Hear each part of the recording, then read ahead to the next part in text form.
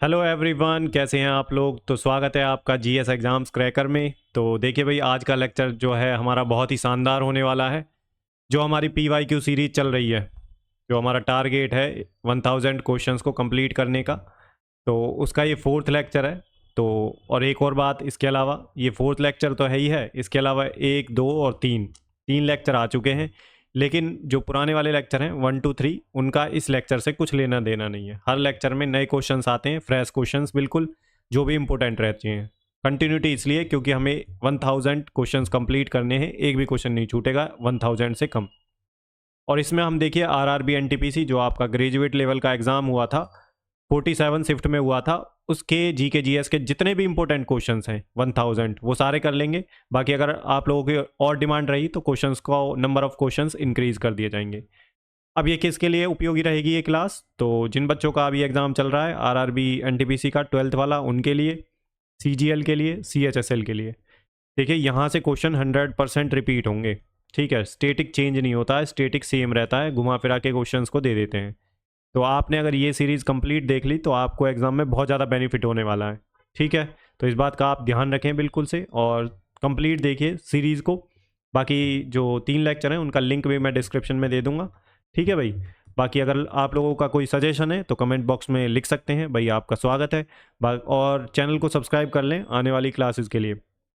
Regularly class आएंगी, चाहे हमें एक दिन में 2 क्लास लेनी पड़े, हम जल्दी ही करेंगे 1000 क्वेश्चन पूरे। ठीक है, इसके अलावा एसएससी सीजीएल के जितने भी पीवाईक्यू क्वेश्चन हैं 2024, 23, 22, जितने भी इंपॉर्टेंट क्वेश्चन होंगे स्टेटिक जीके के सारे कर लेंगे हम। ठीक है, 1000 क्वेश्चंस की सीरीज लेके आ रहा हूँ मैं अब, हर जो है एग्ज़ाम के लिए।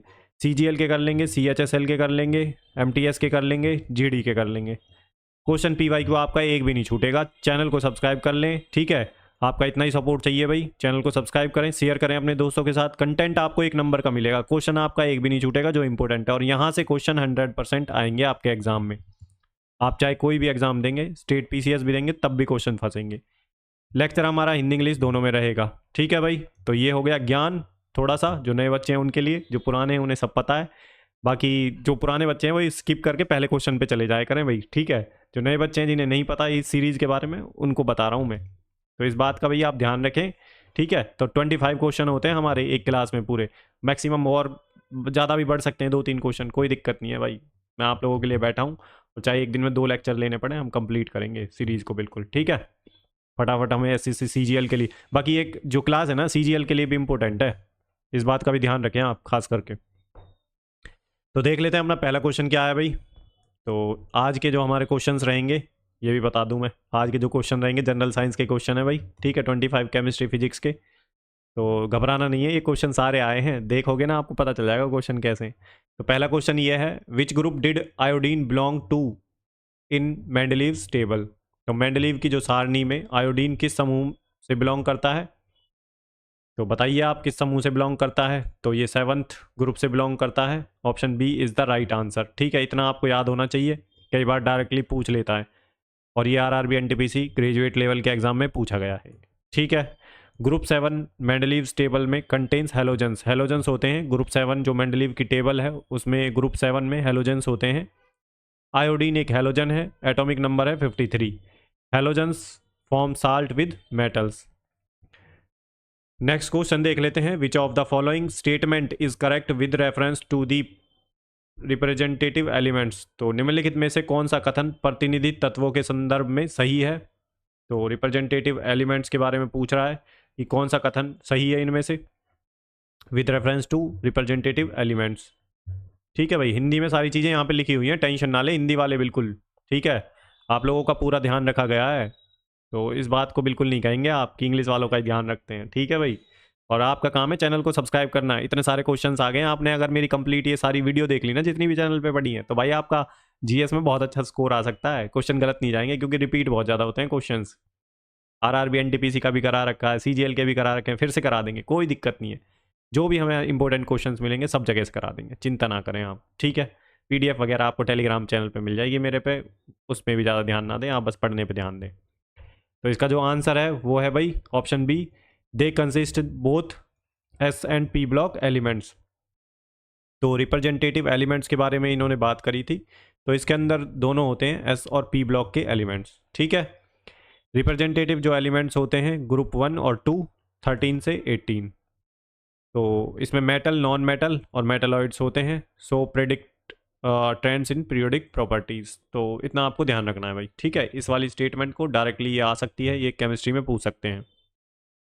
इस सीरीज, इस वाले जो क्लास है इसमें मोस्टली केमिस्ट्री के क्वेश्चन मिलेंगे आपको, और काफ़ी अच्छे क्वेश्चन है भाई। ऐसे बिल्कुल वो नहीं है जिन्हें सब कर लेंगे, ठीक है। तो थोड़ा सा आपको इस बात को ध्यान रखना है कि क्वेश्चन अच्छे लेवल के पूछे जाते हैं, ठीक है।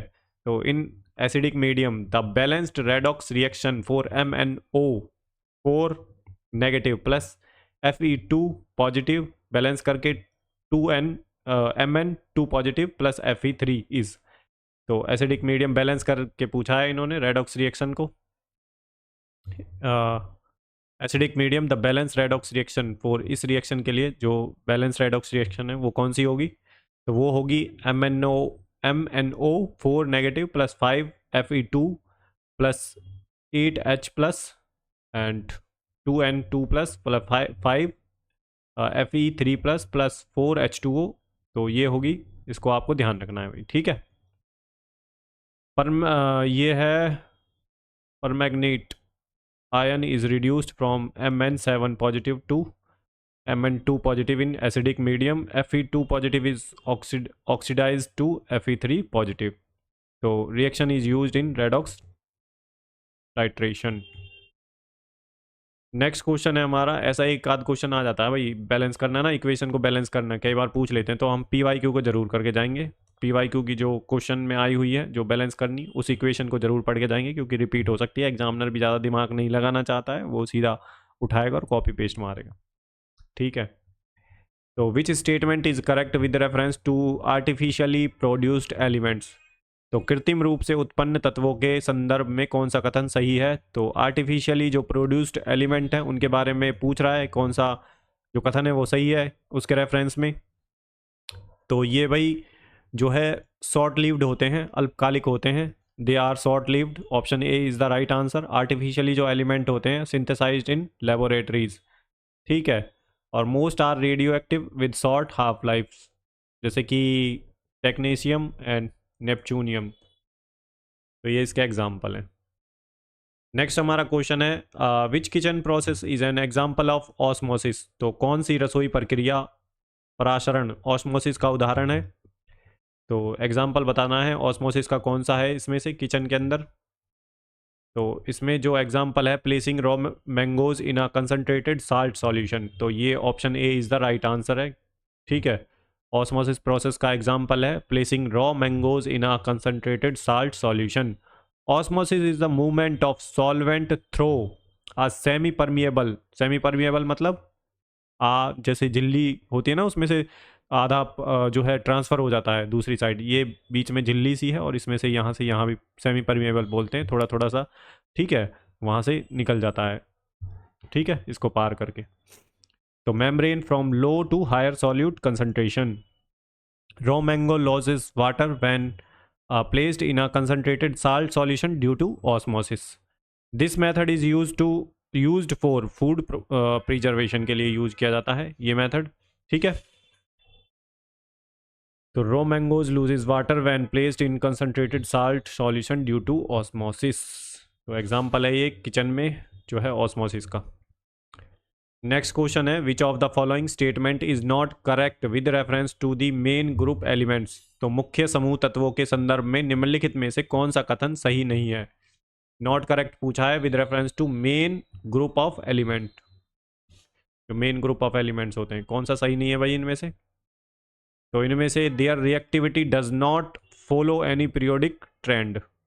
तो रिएक्टिविटी जो होती है कोई ट्रेंड फॉलो नहीं करती, तो नॉट पूछा है, नॉट करेक्ट यही है भाई, option A is the right answer, ठीक है। There reactivity does not follow any periodic trend. Main group जो एलिमेंट होते हैं do so periodic trend in reactivity. तो पीरियोडिक ट्रेंड दिखाते हैं जो मेन ग्रुप के एलिमेंट्स होते हैं, बट यहाँ पे ऑप्शन में कह रहा है reactivity does not follow any periodic trend. तो ये गलत पूछा है इन्होंने, गलत यही है भाई, ऑप्शन ए, ठीक है। Group 1 and 2 and 13 to 18 are main group elements and include metal, non metals and metalloids होते हैं इनमें। तो ये अलग अलग शिफ्ट के जो क्वेश्चन हैं वो सारे क्वेश्चन मिक्स करके मैंने यहाँ पे लिए हैं साइंस के, ठीक है।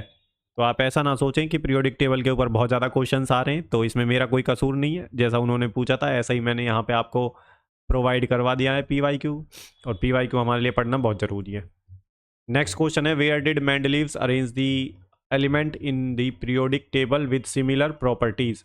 तो मेंडलीव ने समान गुणों वाले तत्वों को आवर्त सारणी में कहाँ रखा। तो मेंडलीव्स की जो टेबल है उसमें जो एलिमेंट्स हैं पीरियोडिक टेबल में सिमिलर प्रॉपर्टीज़ के, कहाँ रखा है उन्हें, तो उन्होंने रखा है वर्टिकल कॉलम में, ठीक है। Mendeleev arranged elements in increasing order of atomic mass. Similar properties were grouped in vertical column, जिनकी सिमिलर प्रॉपर्टीज होती हैं वो ग्रुप किए गए हैं वर्टिकल कॉलम्स में। This arrangement helped predict undiscovered elements. Next question देख लेते हैं अपना, क्या है, which of the following statement not correct, बहुत ज़्यादा पूछता है भाई, with reference to the periodic trend of metallic character. तो धात्विक गुण की आवर्त प्रवृत्ति के संदर्भ में निम्नलिखित में से कौन सा कथन सही नहीं है। तो ये आपको बताना है कौन सा कथन सही नहीं है। तो ये है आपका answer, metallic character increases across a period from left to right. तो ये गलत है भाई, नॉट करेक्ट पूछा है तो यही है इसका answer, not correct. Across a period metallic character decreases and as ionization energy increases.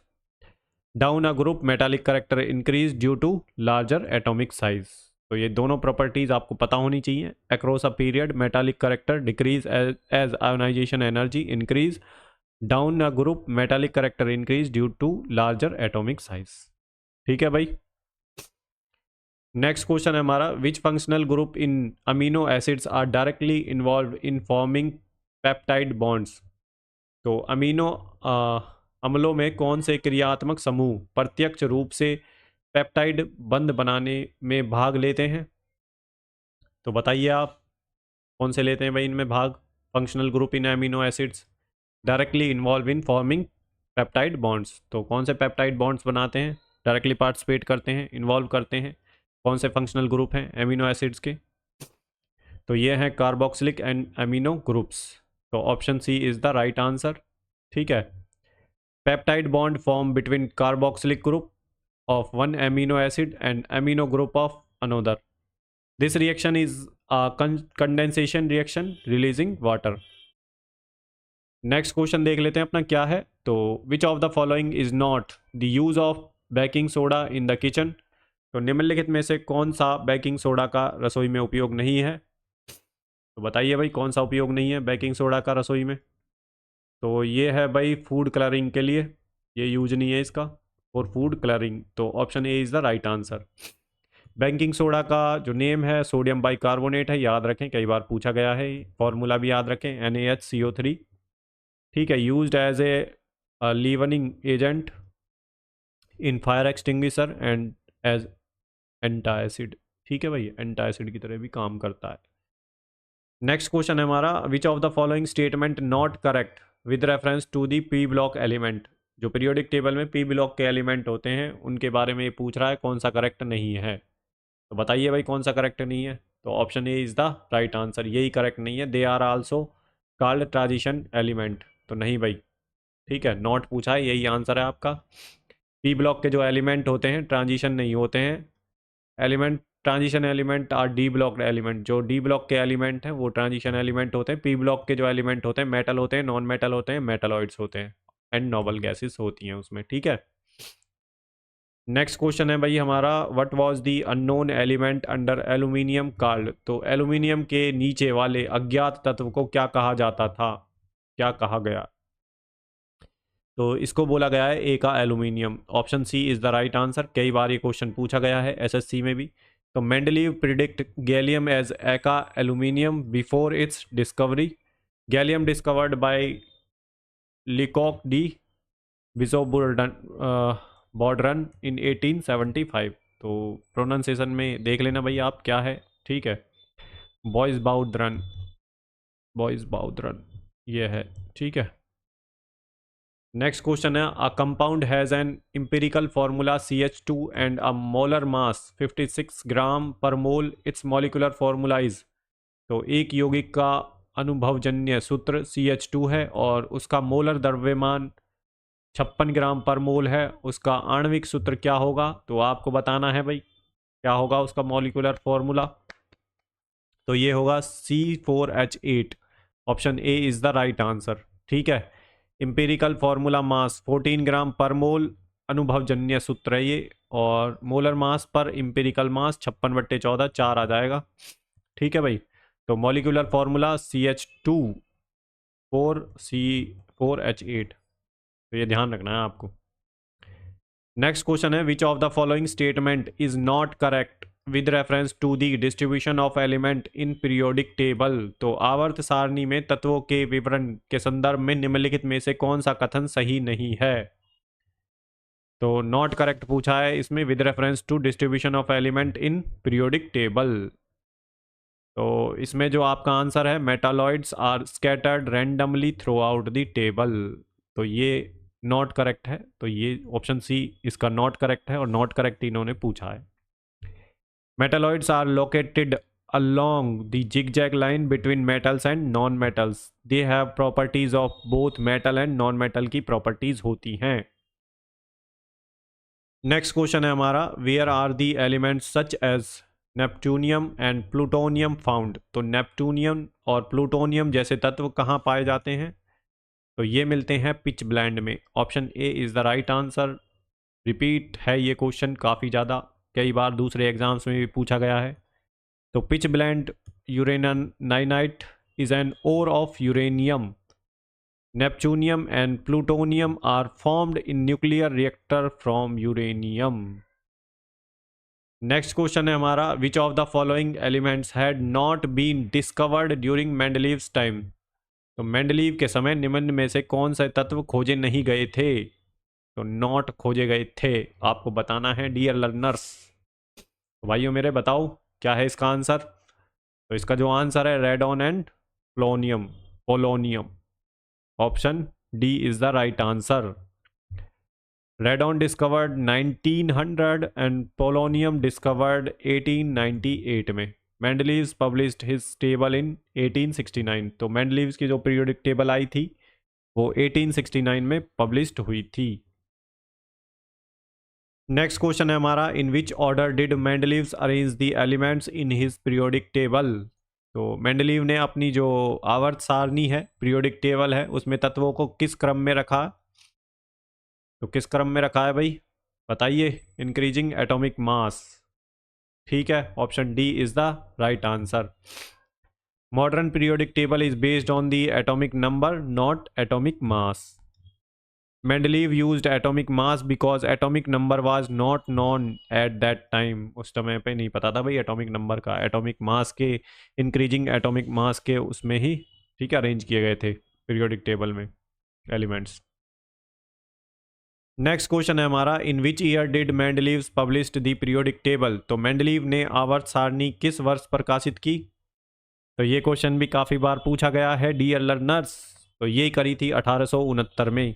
First version of periodic table was presented to the Russian chemical society, और इसके अंदर 63 एलिमेंट्स थी। नेक्स्ट क्वेश्चन है हमारा, which of the following statement not correct with reference to modern periodic table. तो modern जो periodic table है, आधुनिक आवर्त सारणी है, उसके बारे संदर्भ में कौन सा कथन सही नहीं है? तो option A is the right answer, क्योंकि यही कथन सही नहीं है। The first period contains 8 element. तो फर्स्ट पीरियड कंटेन्स 8 एलिमेंट, यही इसका आंसर है, क्योंकि गलत पूछा है इन्होंने। बाकी first period contains only 2 elements, hydrogen and helium. Next question देख लेते हैं, अ गैस स्टोव फ्लेम्ड, जो फ्लेम होती है, बर्न्स ब्लू बिकॉज ऑफ। तो गैस स्टोव की लो नीली क्यों जलती है, ये आपको बताना है। ठीक है, पता है आपको? तो बताइए भाई कमेंट सेक्शन में, कमेंट सेक्शन को भर दो बिल्कुल। ठीक है, कितने आपके सही जा रहे हैं क्वेश्चंस बताना है आपको। लास्ट में 25 या 30 क्वेश्चन होंगे इस पीडीएफ में, तो आपको बताना है लास्ट में कितने सही गए हैं आपके। ठीक है, अच्छे लेवल के क्वेश्चन आ रहे हैं, ये वो नहीं आ रहे हैं बच्चों वाले। अब ना वैसे पूछ रहा है, ना एसएससी ना आरआरबी, अच्छे लेवल के क्वेश्चंस पूछ रहा है भाई अब साइंस के। तो इसका जो आंसर है वो है complete combustion of fuel. Option D is the right answer. Blue flame indicates efficient combustion producing carbon dioxide and water. Yellow flame indicates incomplete combustion. ठीक है भाई, कार्बन मोनोऑक्साइड प्रोड्यूस करता है जब इनकम्प्लीट कंबस्चन होता है तो। नेक्स्ट क्वेश्चन है हमारा, which of the following is a common component in toothpaste for cleaning the teeth by neutralizing the excess acid to prevent tooth decay.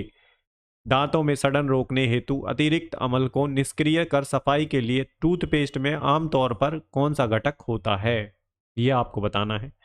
तो इसमें बेस होता है भाई, ठीक है।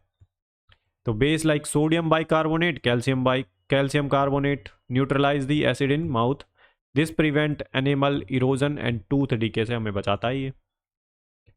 नेक्स्ट क्वेश्चन है, which of the following statement is correct with reference to the industrial use of freon. तो freon के औद्योगिक उपयोग के संदर्भ में निम्नलिखित में से कौन सा कथन सही है, ट्राई करिए इसका आंसर। तो इसका जो आंसर है, it is used in refrigeration and aerosol production. ठीक है, with reference to industrial use of freon, तो it is used in refrigeration and aerosol production. ठीक है भाई, option A is the right answer. Freon is chlorofluorocarbon used as refrigerant. Its release causes ozone layer depletion. इसके जो release की वजह से ozone layer depletion होता है। नेक्स्ट क्वेश्चन है, what type of combustion occurs when we burning match stick near a gas stove in the kitchen and turn on the knob of the gas stove. जब हम रसोई में gas stove का knob खोलते हैं और पास में जलती हुई तीली ले जाते हैं तो किस प्रकार का दहन होता है। तो ये होता है rapid combustion. Option B is the right answer. तीव्र, एकदम से आग लगेगी भाई। Rapid combustion produce heat and light quickly. Example, burning of LPG gas in stoves. तो इतना आपको ध्यान रखना भाई। नेक्स्ट क्वेश्चन है, what does the horizontal row in the periodic table represent. आप कहोगे सर जी केमिस्ट्री भर रखी है, तो केमिस्ट्री के मैंने सारे क्वेश्चन एक साथ लगा दिए हैं, ठीक है। और मोस्टली पीरियोडिक टेबल के ऊपर क्वेश्चन पूछे गए हैं सारे आपके 47 के 47 शिफ्ट में, ठीक है। तो भाई मैंने अपनी तरफ से नहीं बनाए, ये सारे क्वेश्चन आए हुए हैं आपके एग्जाम में। तो आवर्त सारणी में क्षैतिज पंक्ति क्या दर्शाती है। तो जो हॉरिजॉन्टल रो होती है पीरियोडिक टेबल में, वो क्या रिप्रेजेंट करती है। तो वो करती है पीरियड्स को। Option C is the right answer. Period number tells the number of electron shells in an atom. There are 7 periods in the modern periodic table. Next question है हमारा question number 25। Which gas is a major product of industrial production for use in aerosol propellant and air conditioning system. तो aerosol propellant and air conditioning system में उपयोग के लिए औद्योगिक उत्पादन की मुख्य गैस कौन सी है। तो ये है भाई freon 12। Option D is the right answer. Freon 12 is difluoro methane CCl2F2। तो ये फॉर्मूला भी आपको याद रखना है। It is non flammable and non toxic but harmful to ozone layer. इतना आपको ध्यान रखना है भाई। नेक्स्ट क्वेश्चन है, oil and fat containing food items are flushed with nitrogen because it. तो तेल और वसा वाले खाद्य पदार्थों को नाइट्रोजन से भर दिया जाता है क्योंकि यह रिमूव करता है oxygen from packaging. Remove oxygen, ठीक है, from packaging. Option D is the right answer. ये वाला नहीं है भाई, ऑप्शन डी है रिमूव ऑक्सीजन फ्रॉम पैकेजिंग। तो removing oxygen prevents oxidation and rancidity of fats. Nitrogen flushing increase self life. Next question है हमारा, why did Mendeleev leave gap in his periodic table. तो मेंडलीव ने अपनी जो आवर्त सारणी में खाली स्थान क्यों छोड़े थे। तो खाली स्थान जो दिया गया था मेंडलीव ने जो है उसकी पीरियोडिक टेबल में, वो क्यों छोड़े थे भाई। तो ये छोड़े थे फॉर अनडिस्कवर्ड एलिमेंट्स के लिए, ठीक है, जो अभी तक अज्ञात तत्व हैं उनके लिए, जो तत्व ज्ञात नहीं हुए थे। Mendeleev's predict properties of these elements. Example, gallium एका एल्यूमिनियम, जर्मेनियम एका सिलिकॉन, ठीक है। तो यहाँ पे कुछ क्वेश्चन फालतू दे रखे हैं भाई ताकि ये कंप्लीट हो जाए, क्वेश्चन आपका कोई भी ना छूटे, इसलिए यहाँ पे इस क्लास में कुछ क्वेश्चन आपको एक्स्ट्रा मिलेंगे, 5 से 6 क्वेश्चन, ठीक है। तो ये क्रेडिट है। What is the primary environmental impact of release of freon from refrigeration plants on the atmosphere? Refrigeration संयंत्रों से फ्रीऑन के उत्सर्जन का वायुमंडल पर मुख्य पर्यावरणीय प्रभाव क्या है? तो क्या है भाई? तो ये है स्ट्रेटोस्फेरिक ओजोन डिप्लीशन। तो option B is the right answer. Freon releases chlorine atom that destroys ozone. Ozone depletion increases ultraviolet radiation reaching Earth. Next question है हमारा, what is the advantage of keeping food in an air tight container? तो खाद्य पदार्थों को वायुरुद्ध container में रखने का क्या लाभ है? तो बताइए भाई क्या लाभ है? तो ये क्या करता है? स्लो करता है, जो ऑक्सीडेशन है उसे स्लो करता है। इट स्लोज डाउन ऑक्सीडेशन, ऑक्सीकरण की जो प्रक्रिया है उसको धीमा कर देता है। Air tight storage prevents contact with oxygen and moisture. It keeps food fresh for longer. Next question है, which of the following is an example of chemical change? तो निम्नलिखित में से कौन सा रासायनिक परिवर्तन का उदाहरण है? तो केमिकल चेंज का एग्जाम्पल कौन सा है जो आपके ऑप्शंस दे रखे हैं? ट्राई करिए इसमें से।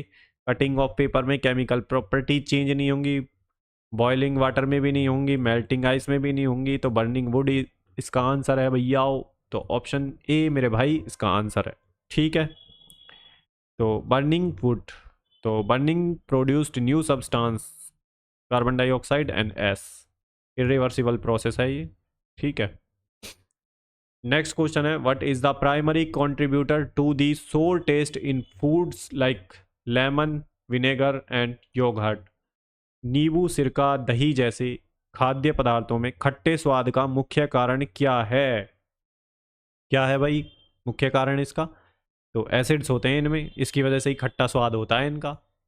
तो citric acid in lemon, acetic acid होता है विनेगर में, लैक्टिक एसिड होता है योगर्ट में, दही में। तो ये तीनों कई बार पूछे जा चुके हैं एसिड के नाम, तो इनका आपको जरूर ध्यान रखना है। Acid release hydrogen ions in solution. तो डियर लर्नर्स, हमारे यहाँ पे 31 क्वेश्चंस कंप्लीट होते हैं, और आई थिंक आपके जो केमिस्ट्री के जितने भी क्वेश्चन थे 47 शिफ्ट के 47 शिफ्ट में सारे कंप्लीट हो गए हैं, जो भी इंपॉर्टेंट क्वेश्चन थे भाई। ठीक है, 25 की जगह मैंने आपको 31 क्वेश्चन करा दिए, ताकि आपका कोई क्वेश्चन जो इंपॉर्टेंट हो वो छूटे ना। अब क्वेश्चन का लेवल आपने देख लिया है, और ये सारे क्वेश्चन मोस्ट इंपॉर्टेंट है भाई आपके आने वाले एग्जाम्स के लिए। तो इसलिए इस सीरीज़ को कंप्लीट फॉलो करिए, देखिए जो लेक्चर्स हैं, लिंक तीनों जो इससे पहले 3 लेक्चर आ चुके हैं उनका लिंक मैं डिस्क्रिप्शन में प्रोवाइड कर दूंगा, नहीं तो आप चैनल पे विजिट करें, देखें। ठीक है, वीडियोस के सेक्शन में जाके वीडियोस पे जाएंगे तो उसमें आपको मिल जाएंगी तीनों वीडियोस। बाकी चैनल को सब्सक्राइब कर लें आने वाली क्लासेस के लिए, और अगर आपका कोई दोस्त प्रिपरेशन कर रहा है तो उसके साथ ज़रूर शेयर करिए भाई। और क्लास अगर पसंद आई तो लाइक करना बिल्कुल नहीं भूलना है। टेलीग्राम चैनल को ज्वाइन कर लें, पीडीएफ वगैरह के लिए सब कुछ यहाँ पे मिलेगा, डेली अपडेट मिलेगी। कोई भी नोटिस आता है एसएससी का, आरआरबी का, किसी भी एग्ज़ाम्स के रिलेटेड अपडेट आपको यहीं मिलेगी मेरे टेलीग्राम चैनल पे। ठीक है भाई, बाकी आप अपना सपोर्ट बनाएं भाई, आप लोगों के लिए ये मेहनत की जा रही है। ठीक है, तो इस मेहनत का पूरा फ़ायदा उठाएं। PYQ आपको एक भी नहीं छूटेगा, PYQ सारे आपको मिल जाएंगे। ठीक है, और यहाँ से क्वेश्चन ज़रूर बनेंगे, 100% आएंगे यहाँ से क्वेश्चन आपके आने वाले एग्जाम्स में। ठीक है, तो इस सीरीज़ को आपको कंप्लीट फॉलो करना है, देखना है। टाइम का मैं तो 1.5 की स्पीड पे देख सकते हैं आप इस सबको। ठीक है, तो चलिए भाई यहीं पे हम अपनी क्लास को समाप्त करते हैं, मिलते हैं नेक्स्ट क्लास में। तब तक के लिए अपना ध्यान रखिए, गुड बाय, जय हिंद।